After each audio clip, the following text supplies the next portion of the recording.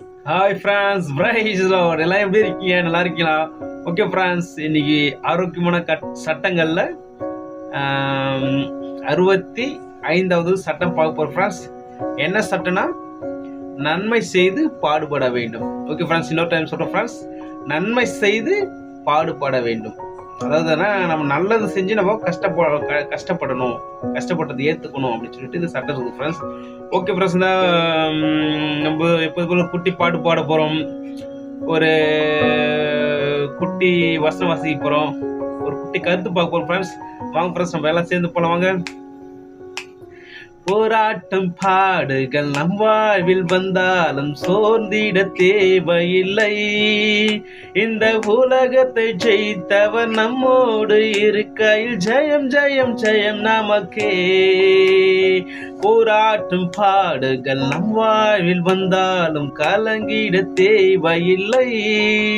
இந்த உலகத்தை ஜெயித்தவர் நம்மோடு இருக்கையில் ஜெயம் ஜெயம் ஜெயம் நமக்கே. சந்தோஷம் சந்தோஷம் சந்தோஷமே, பரலோக சந்தோஷமே.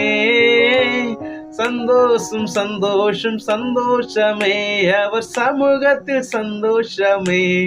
ஓகே ஃப்ரெண்ட்ஸ், ஒரு குட்டி பாட்டு பாடிட்டோம், ஒரு குட்டி வசனம் வாசிக்க போறோம் ஃப்ரெண்ட்ஸ். இந்த வசனம் எங்க இருக்குன்னா, 1 பேதுரு 3வது அதிகாரம் 17வது வசனம் ஃப்ரெண்ட்ஸ். தீமை செய்து பாடு அனுபவிப்பதிலும் தேவனுக்கு சித்தமானால் நன்மை செய்து பாடு அனுபவிப்பது மேன்மையா இருக்கும். இன்னொரு டைம் சொல்ற ஃப்ரெண்ட்ஸ். தீமை செய்து, அதாவது 1 பேதுரு 3வது அதிகாரம் 17வது வசனம். தீமை செய்து பாடு அனுபவிப்பதிலும் தேவனுக்கு சித்தமானால் நன்மை செய்து பாடு அனுபவிப்பதே மேன்மையா இருக்கும். ஓகே ஃப்ரெண்ட்ஸ்,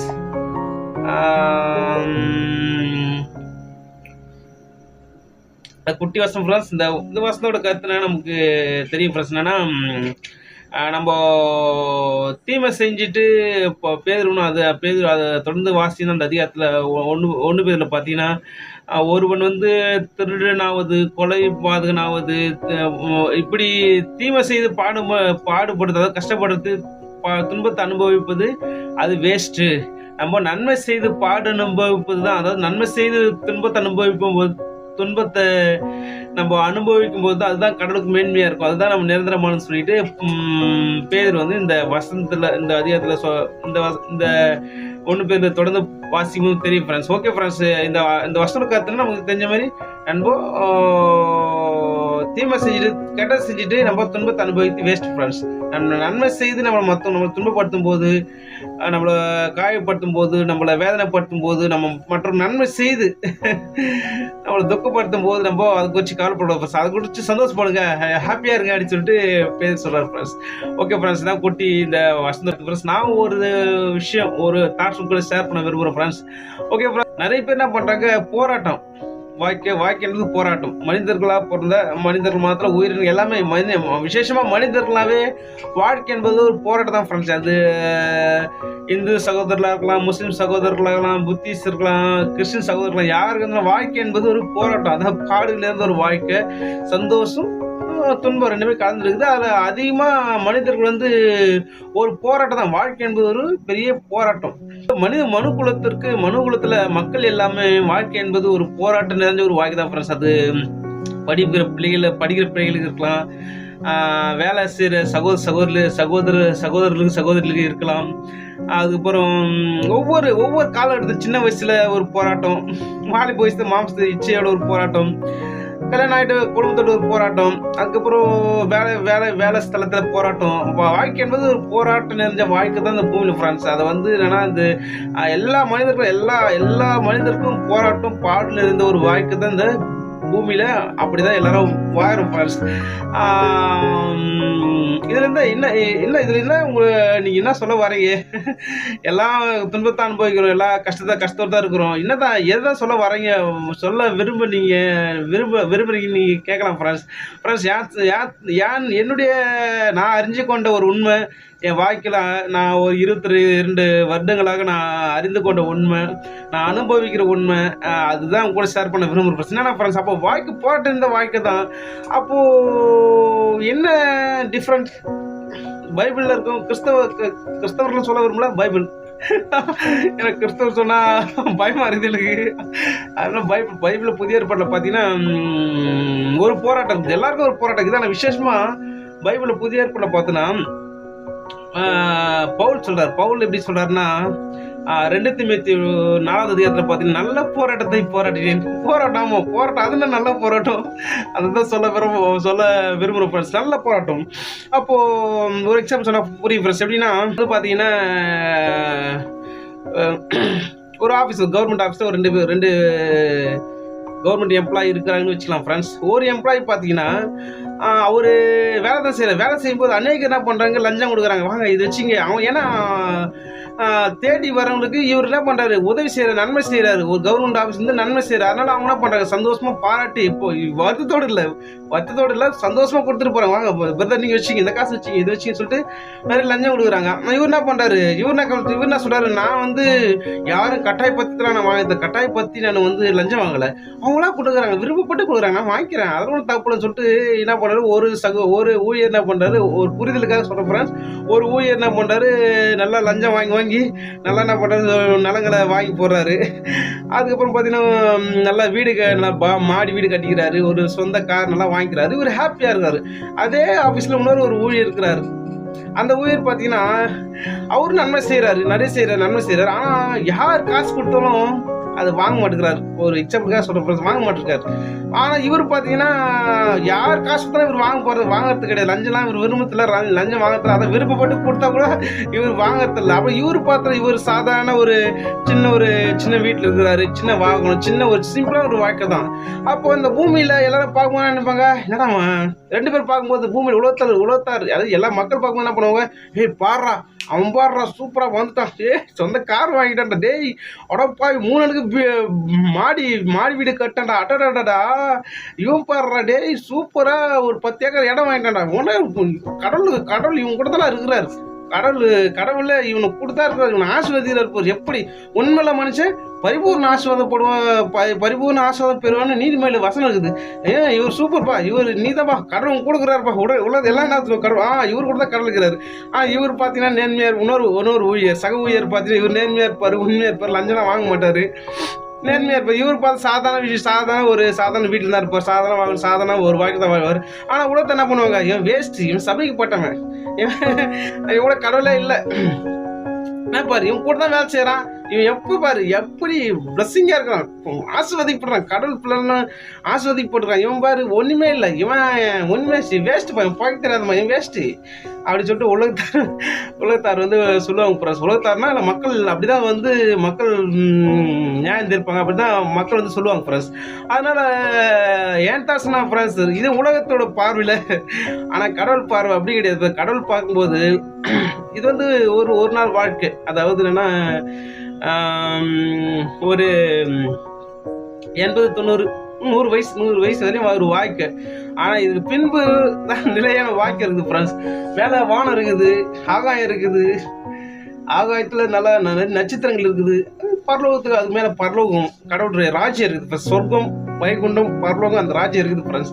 அதுக்கு வந்து யார் இவங்க 2 பேர் 2 ஊழியராக 2 பேரும் வயசை மச்சாங்கன்னா யார் பரலோகத்துக்கு போவாங்கன்னா, இந்த உண்மைத்தமாக ஊழியம் செய்தவர், நேர்மையாக வாழ்ந்தவர், உண்மையாக வாழ்ந்தவர் தான் பரலோகத்துக்கு சொர்க்கத்துக்கு போவார் ஃப்ரெண்ட்ஸ். இவர் இங்கே பட்ட கஷ்டம், அதாவது நன்மை செய்து நம்ம பாடுபடணும்னு சொல்லிட்டு நம்ம இந்த கருத்து இருக்குது ஃப்ரெண்ட்ஸ். அப்போது இவர் நன்மை செய்து அநேகர் வெறுக்கப்பட்டாலும், உதாசீனப்படுத்தப்பட்டாலும், அநேகரால் நேசிக்கப்படாதவராக இருந்தாலும், அநேகர் இவரிடத்தில் அன்பு கூறாமல் இருந்தாலும், ஆனால் இவர் வந்து நித்தியத்துக்கு போவார் ஃப்ரெண்ட்ஸ். இதுதான் தேவனுடைய பார்வை, இதுதான் தேவனுடைய ஒரு லாஜிக், தேவனுடைய ஸ்டைலே தான் ஃப்ரெண்ட்ஸ். ஆனால் உலகத்தார் பாருங்க, இவர் தான் பக்கா, இவர் தான் கடவுள், இவர் கூட இருக்கான்னு சொல்லுவாங்க. ஆனால் இவர் நித்திய ஆக்கினுக்கு போவார் ஃப்ரெண்ட்ஸ். ஏன்னா நேர்மையான வாழ்க்கை வாழ்ந்தவர் தான் சொர்க்கம், கடவுள், பரலோக ராஜ்யம் எல்லாம் சொர்க்கம், கடவுள் கொடுக்குறது நேர்மையான வாழ்க்கை தான் வாயிறாங்க ஃப்ரெண்ட்ஸ். ஆனால் இந்த பூமியில் நம்மளுக்கு பாடுகள் ஒவ்வொருத்தரும் இருக்க தான் செய்யும்.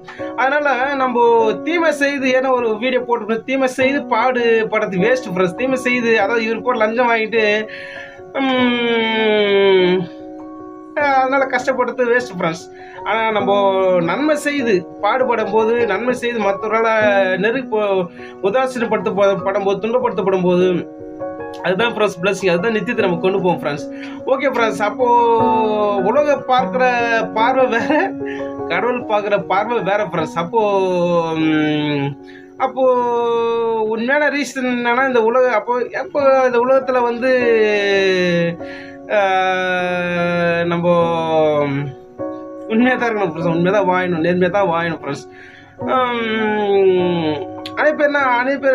அநேகர் என்ன சொல்லுவாங்க, இந்த பூமியில் ஒரு நேர்மையெல்லாம் வாழ முடியாதுங்க, அப்படிலாம் வாழ முடியாதுங்க. ஓகே ஃப்ரெண்ட்ஸ், நிறைய பேர் சொல்லலாம், ஆனால் நம்ம நேர்மையாக தான் வாழணும் ஃப்ரெண்ட்ஸ், நேர்மையாக தான் வாங்கணும் ஃப்ரெண்ட்ஸ். அதாவது அநீதியாக வந்த ஒரு கோடி காசு விட நேர்மையாக வந்த ஒரு 1000 ரூபாவே மேல் ஃப்ரெண்ட்ஸ். அப்படி தான் வந்து கடை பார்வை அப்படி தான் இருக்குது ஃப்ரெண்ட்ஸ்.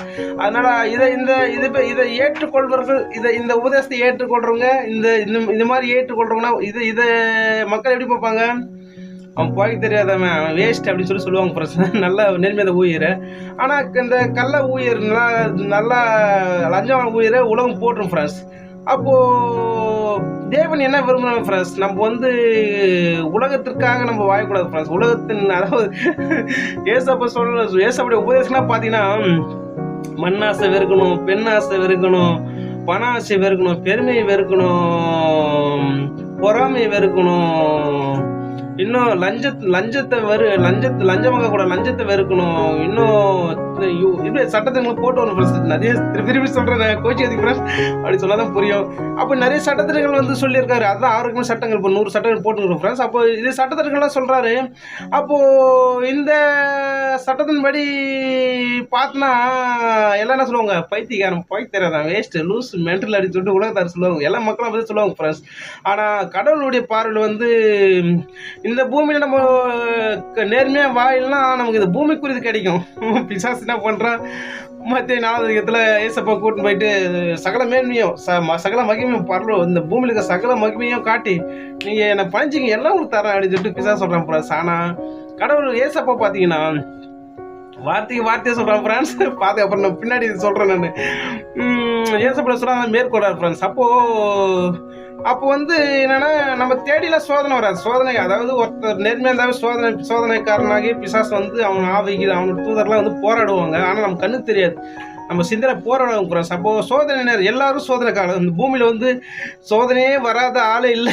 மனிதருக்கு வருகிற நேரிட சோதனைலாம் வேறு சோதனை உங்களுக்கு நேரிடாது. அதே போல் உங்களுக்கு திராணிக்கு மிஞ்சி கடவுள் சோதிக்க மாட்டாருன்னு கொரிந்தியரில் ஒரு வசனம் இருக்குது ஃப்ரெண்ட்ஸ். அப்போது திராணி மிஞ்சி கடவுள் சோதிக்க மாட்டோம். அப்போ சோதனை வரும். அந்த சோதனை வரும்போது அந்த பரீட்சை நம்ம ஜெயிக்கணும் ஃப்ரெண்ட்ஸ். அது ஏசப்பா வந்து ஜெயிச்சா பிசாஸ் காட்ட ஏசப்பா ஜெயிச்சா நினைக்காதீங்க, அது பின்னாடி ரகசியம் இதுதான் பின்வர காரணம் சொல்கிறோம் ஃப்ரெண்ட்ஸ். அப்போது இந்த பூமியில் அதாவது மனு அவதாரம் எடுத்ததுனால பிசாஸ் ஈஸியாக ஜெயிச்சார் ஃப்ரெண்ட்ஸ். ஈஸியாக இல்லை, கஷ்டத்தோடு தான் அது அந்த இச்சைகள், அந்த ஆசைகளோடு அதெல்லாம் ஜெயிச்சு கடவுள் வந்து ஏசப்பா வந்து ஜெயிச்சார் ஃப்ரெண்ட்ஸ். நம்ம மூத்த சகோதரர், மூத்த தலைவர், சபையின் தலைவர் ஏசப்பா ஜெயிச்சார் ஃப்ரெண்ட்ஸ். நம்மளும் அதுமாதிரி ஜெயிக்கணும் சோதனை நேரத்தில். அதாவது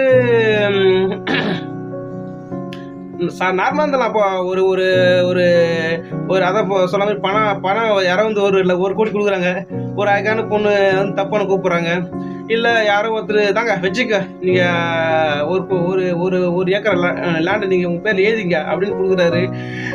அப்போது இந்த உலகத்து மேன்மையான காரணம், நீங்கள் பெரிய பட்டத்தை இந்த இவ்வளோ பணம் நாங்கள் இந்த பெரிய இந்த கவர்மெண்ட் பதவி எடுத்துக்க உங்களுக்கு தரேன் அப்படின்னு சொல்கிறாங்க. அப்போ இந்த உலகத்தின் மேன்மையான காரியங்கள் எல்லாமே பிசாசு தருவோம் கடவுள் அதை அனுமதிப்பார் ஃப்ரெண்ட்ஸ். அப்போ ஏசப்பா எதுக்கு வந்தாரு, எதுக்காக வந்தாரு, நித்திய ஜீவனை பெறணும். நம்ம எல்லாம் மனுகுலத்திற்கு வீழ்ந்து போன பிசாசுல தோற்று போன மனுகுலத்திற்கு நித்திய ஜீவனை கொடுத்து தான் ஏசப்பா வந்து வந்தார். அப்போ நித்திய ஜீவன் எப்படி கிடைக்கும், இந்த உலகத்தின் இச்சைகள், அதாவது சோதனை நேரத்தில் அந்த ஆசை, அந்த ஈஸியாக சொல்லிடுறோம், அந்த சோதனை நேரத்தில் அந்த இச்சை, அந்த ஆசை, அந்த ஒரு ஈர்ப்பு விசை நம்மளை வந்து போராடும், நம்மளை வந்து தாக்கும் ஃப்ரெண்ட்ஸ். அதில் உறுதியாக நிற்கிறது, ஒருவேளை நம்ம வீழ்ந்து போகிற மாதிரி சுச்சுவேஷன் தான், நம்ம உறுதியாக நிற்கிறது ரொம்ப கஷ்டம். அப்பயும் நம்ம உறுதியாக இருக்கும்போது கடவுள் வந்து சோதனை வெற்றி தருவார் ஃப்ரெண்ட்ஸ். அப்போது எல்லாரும் இந்த உலகத்தில் என்ன பண்ணுறோம், எல்லாம் இதை தான் நாடி தேடி, அது அஞ்ஞானிகள் நாடி தேடுகிறோம், ஆசையோடு போய் தேடுறாங்க. என்ன ஆகணும்? பட்டம் பதவி, இது உலகத்துக்கு மேன்மையான காரியத்தை தேடி ஓடுறாங்க. அப்போ ஏசப்பா இந்த நிறைய பேர் கிறிஸ்தவர் நிறைய வீடியோ போட்டு கிறிஸ்தவ சொல்றாங்க, உங்களுக்கு வியாதியா ஏச பண்ணுவாங்க, உங்களுக்கு கடன் பிரச்சனையா ஏச பண்ணுவாங்க, உங்களுக்கு குழந்தை இல்லையா ஏச பண்ணுவாங்க, உங்களுக்கு வீட்டிலேயே ஏச பண்ணுவாங்க, உங்களுக்கு சொத்துலேயே ஏச பண்ணுவாங்க அப்படி சொல்லிட்டு ஏச பண்ணுவாங்க, உங்களுக்கு ஏசப்ப எல்லாம் தருவார் அப்படின்னு சொல்லிட்டு எல்லாரும் வந்து சொல்றாங்க ஃப்ரெண்ட்ஸ். இது வந்து பொய்யான காரியம் ஃப்ரெண்ட்ஸ். தருவாரு. ஏசப்பால அந்தி கிறிஸ்து, ஏசப்பா போல இருக்கிற அந்தி கிறிஸ்தாவே தரும். அப்போ இவங்க வந்து அது கொலேஸ்டியர்ல 3வது அதிகாரத்தில் ஒரு வசனம் இருக்கு ஃப்ரெண்ட்ஸ். அது எப்படின்னா, அதாவது கிறிஸ்துவ தலையாகி கிறிஸ்துவை பற்றி கொள்ள மனதில்லாமல் மாயமான அதாவது வெளிவேஷமான தாய்மை தரித்துக்கொண்டு தேவ தூதருக்கு ஆராதனை செய்ய விருப்பமுற்று. அப்படின்னா அந்தி கிறிஸ்து இயேசுதான், பேர் இயேசுதான். அந்தி கிறிஸ்துவான இயேசு போல ஒரு ஏசப்பா போல ஒரு பிசாசுடைய ஆவி, அது கிறிஸ்து, அது அந்தி கிறிஸ்து. இது மெய்யான ஏசப்பா மெய்யான கிறிஸ்து, அது அந்தி கிறிஸ்து. அப்போ அந்தி கிறிஸ்துடைய ஆவி தான் வந்து அவங்க தேவதூதருக்கு ஆராதனை செய்வார். அதாவது அந்தி கிறிஸ்து, அதாவது அவனுடைய உபதேசத்துக்கு ஏற்ற மாதிரி இந்த உலகத்தின் மேன்மையான காரியம் தேடி ஓடுகிற அவர்கள் வந்து ஏசப்பாக்கு ஆராதனை செய்யல, அந்தி கிறிஸ்துக்கு ஆராதனை செய்யற.